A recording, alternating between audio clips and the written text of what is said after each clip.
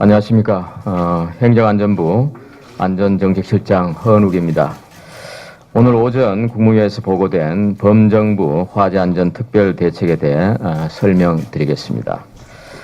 정부는 제천 스포츠센터 그리고 밀양 세종병원 화재와 같은 안타까운 참사가 다시 일어나지 않도록 특단의 대책이 필요하다는 판단하에 많은 고민과 논의를 해왔습니다. 작년 2월부터 청와대와 관계기관이 참여한 화재안전 특별 TF를 통해 우리나라 화재안전 실태와 기존 제도의 문제점을 분석하고 이를 개선하기 위한 대책을 마련했습니다. 특히 작년 7월부터 12월까지 실시한 1단계 화재안전 특별조사에서 17만 3천 동의 건축물을 종합적으로 조사를 하였는데 특별조사 과정에서 지적된 문제점도 검토해서 반영하였습니다.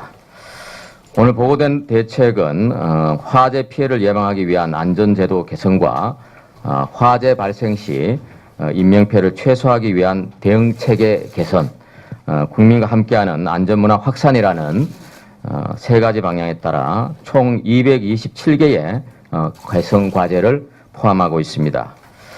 안전제도 개선과 관련된 부분을 제가 먼저 발표하고 대응체계 개선 등은 서방청 차장께서 설명드리도록 하겠습니다. 먼저 화재안전제도 개선 대책입니다. 우선 건축물 안전기준을 강화합니다. 현재 6층 이상 건물에는 불에 취약한 외장재 사용이 금지되어 있는데 앞으로는 3층 이상 건물까지 외장재 사용을 금지합니다. 층간 방화구역도 3층 이상과 지하층에만 적용되던 것을 건물 내 모든 층과 필로티 주차장까지 확대하겠습니다. 강화되는 건축물 화재 안전 기준이 신축 건물에만 적용되다 보니 기존에 허가받은 건축물의 안전 문제에 대해 많은 지적이 있었습니다. 이번 대책에는 기존 건축물 중 화재 취약시설에 대해서는 안전성능 보강 의무를 부여하고 국비를 일부 지원해서 건물 소유주의 부담을 덜어줄 예정입니다. 올해 예산에도 9.6억 원이 반영되어 있고 2022년까지 95.5억 원의 국비를 투입할 예정입니다. 화재 발생이 많은 비중을 차지하는 전기 안전도 강화하겠습니다. 단순히 적합, 부적합 판정하던 전기 설비 안전 점검은 안전 등급제로 개편하고 등급별 안전 수준에 따라서 점검 주기 단축이나 시정 명령 등으로 차등 조치하겠습니다. 현재 냉장고와 세탁기 등에는 권장 안전 사용 기간이 표기되어 있는데 이것을 화재 위험이 있는 선풍기와 전기 밥솥에도 확대하여 포기할 계획입니다. 특히 전기산업진흥만을 강조해서 안전이 소홀하지 않도록 하고 소홀하지 않도록 전기안전관리법을 제정하고 이를 통해 안전등급제를 포함한 각종 안전관리 규정을 반영하도록 하겠습니다. 사업장의 안전도 강화하겠습니다. 용접 작업 중 화재가 빈번히 발생하는데 화기 작업을 할 때는 화재 감시사를 배치해서 2인 1조로 작업하도록 함으로써 용접 불티가 화재로 이어지지 않도록 합니다. 또한 화기 작업 시에는 현장 책임자가 사전 승인 후 작업을 실시하도록 할 계획입니다. 화재 취약시설별 대책도 마련하였습니다. 9.1 고시원 화재와 같은 사고가 재발하지 않도록 스프링클러가 없는 고시원 1826개소에 대해 간이 스프링클러 설치를 의무화하고 설치 비용도 일부 지원할 계획입니다. 이를 위해 올해 추경 예산안에도 71억 원의 국비를 반영한 상태이며 내년까지 모든 고시원에 설치를 완료할 예정입니다. 의료기관의 경우 현재 건물 층수나 면적에 따라 스프링클러 설치 의무가 달라지는데 모든 병원급 의료기관에 스프링클러를 설치하도록 기준을 강화하겠습니다. 화재 취약시설 중 하나인 전통 시장에도 노후 전기 설비를 교체하기 위해서 올해 91억 원의 예산을 편성해서 추진 중이며 사물 인터넷을 활용한 화재 알림 시스템 설치에 132억 원을 투입하는 등 안전 인프라를 확충하고 있습니다. 고양 저유소나 KT 통신구와 같은 기반 시설의 화재 피해를 예방하기 위한 대책도 포함하였습니다. 현재 석유 저장 시설의 정기 검사는 11년 주기로 실시하는데 위험 요인을 조기에 발견할 수 있도록 정기 검사 사이에 중간 검사 제도를 도입해서 검사 주기를 단축합니다.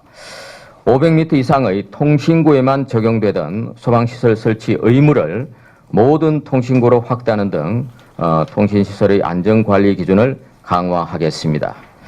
최근에 화재가 연이어 발생한 에너지 저장 장치와 같은 새로운 산업시설이 안전사각지대에 남지 않도록 에너지 저장 장치의 특성에 맞는 소방시설 설치 기준도 신설할 계획입니다. 이어서 소방청 차장께서 설명드리겠습니다. 네, 안녕하십니까. 소방청 차장 신여루입니다. 먼저 화재 예방 및 현장 대응 기능 강화 대책에 대해 말씀드리겠습니다. 잠재적 화재 위험에 효과적으로 대비하고 전문적이고 체계적인 화재 안전 정책 수립을 위하여 화재 예방 정책 기능을 강화하고 화재 안전 특별조사의 지속성을 확보하기 위해서 화재 안전 관리의 관리 감독 체계를 마련하겠습니다.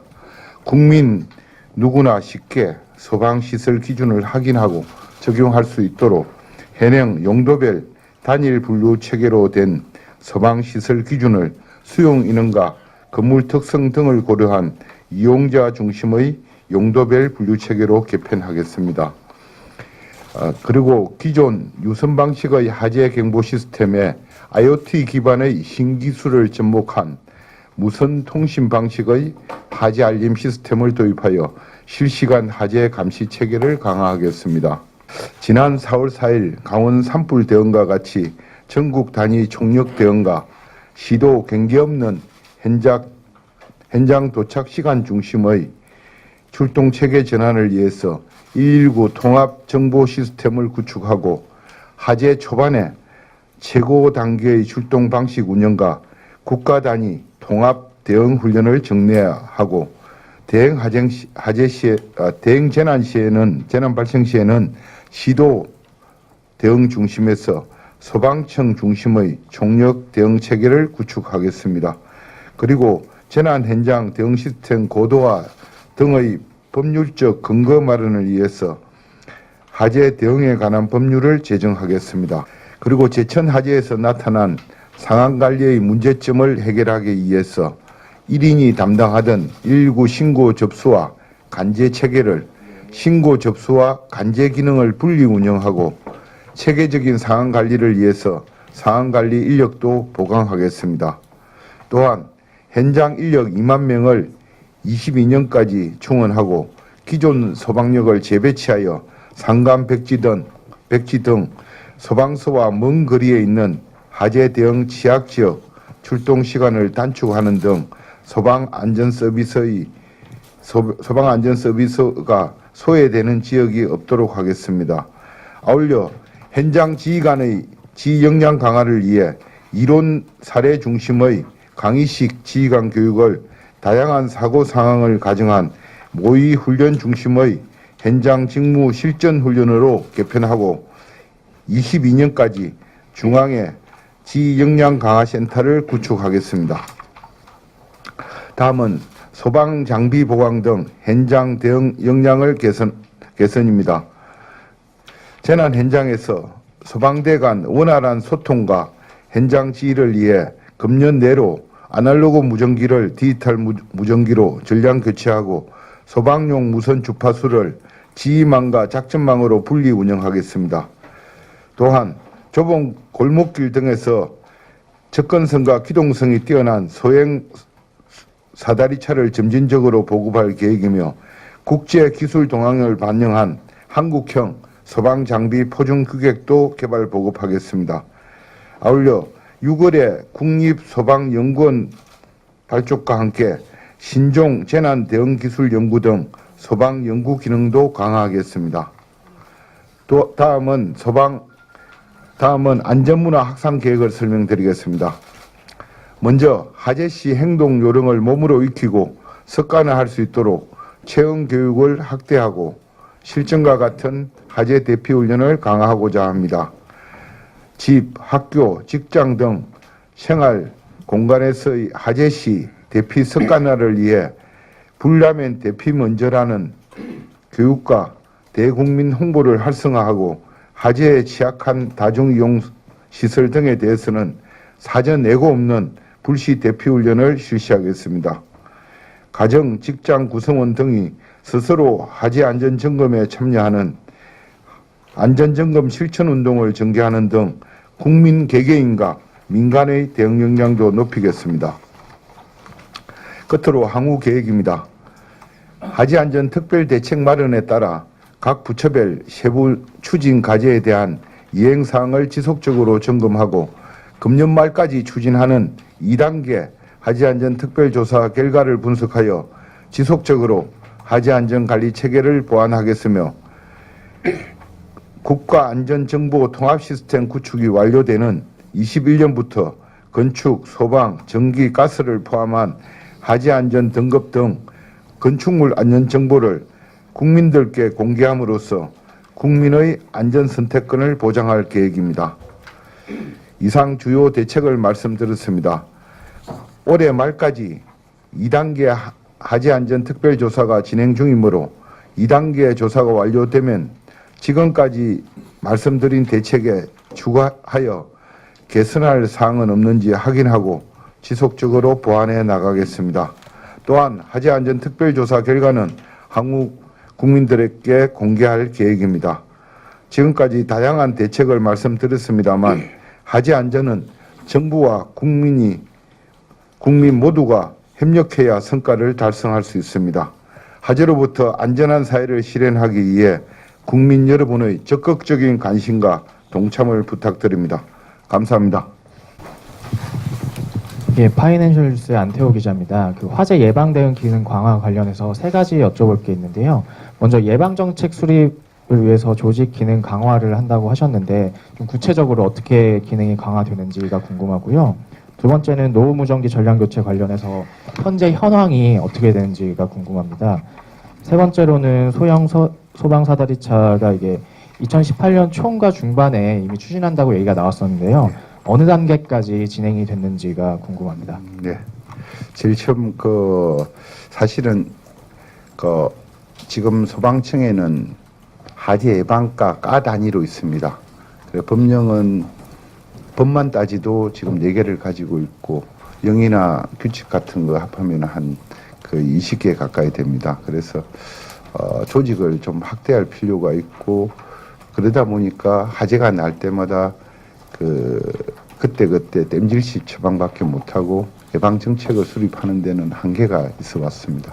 그래서 그쪽을 강화하겠다는 뜻이고, 참 두 번째 이야기가 죄송합니다. 못 적어.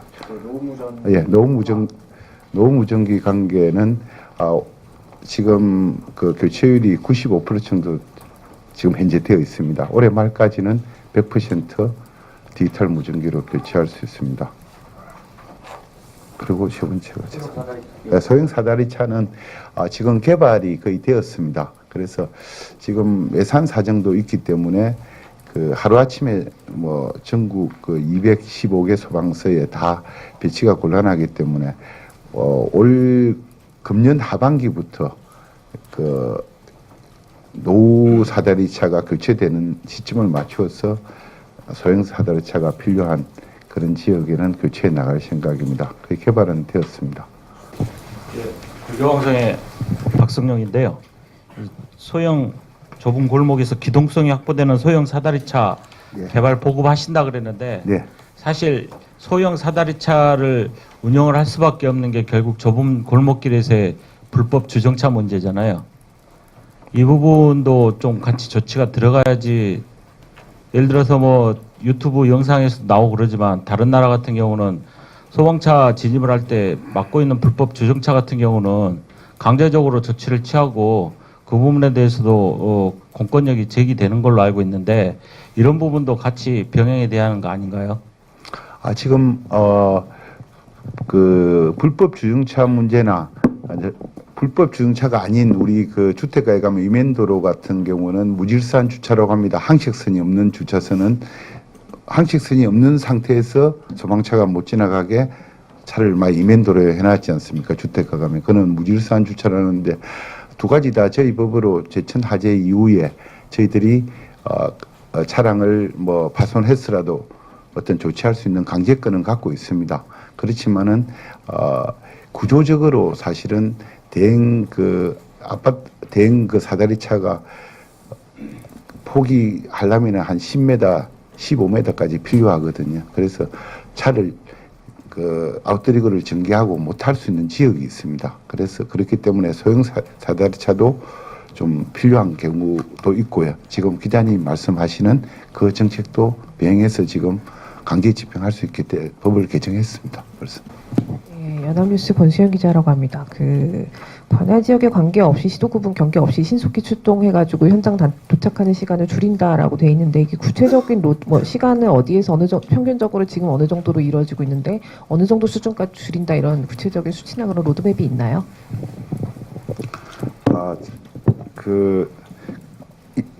이번 그 사례도 제천 사고 때 강원도하고 인접한 곳입니다. 제천이. 그래서 제천 관내하고 아무래도 그 우리 출동 그 실행 시스템이 시도 단위로 되어 있습니다. 시도 단위로 있는 걸 갖다가 지금은 그 도지역이나 이걸 관계없이 바로 옆에 시도까지 신속하게 출동 지령할 수 있는 그런 걸 갖다 시스템을 갖추고 중앙에서 간제도 할 거고요. 그래서 좀 옛날 같으면은 자기 관내에서 그 시도 내에서 어떤 처리하려고 많이 했거든요. 그래서 정확한 저희들 데이터는 안 나왔습니다만은 인접 지역에 시도 간의 인접 지역에 재난이 발생했을 때는 엄청난 효과를 발휘할 거라고 생각합니다. 지금 현재 저희 나라가 열심히 하고 있습니다만은 7분 이내 현장 도착률을 목표를 가지고 하고 있지만은 그 작년도 같은 경우 64.4%입니다. 금년도에는 65.6%로 향상 목표를 가지고 다양한 정책을 시행하고 있습니다. 소방차 그 우선 신호 시스템이라든가 그다음에 그 소방 간섭 신호 제어 시스템들 확대를 통해서 적극적으로 노력하고 있습니다. 한국경제신문의 박진우 기자입니다. 그 저번에 동해 화재 났을 때 그 산맥 안에 있던 주유소들 에너지 저장 시설들에 대해서 뭐 전수 조사를 한다고 그때 산업통상자원부에서 밝힌 적이 있는데 혹시 그거 조사 결과가 나왔나요? 그리고 그거에 대한 대책은 또 기본 대책에 포함이 안 됐는지. 예. 산업부 에너지안전과장 이희원입니다. 다시 한번 해주시겠어요? 그때 논란이 됐던 게 그 산 안에 있는 예. 주유소들이 예. 이제 어떤 이렇게 트리거가 될 수 있으니까 예. 거기에 대해서 뭐 안전 관련해서 뭐 전수조사를 한다고 그때 언론에 났었는데 전수조사를 하는 게 아니었고 예. 에너지 시설이 이상이 있는지 여부를 확인을 했고요. 예.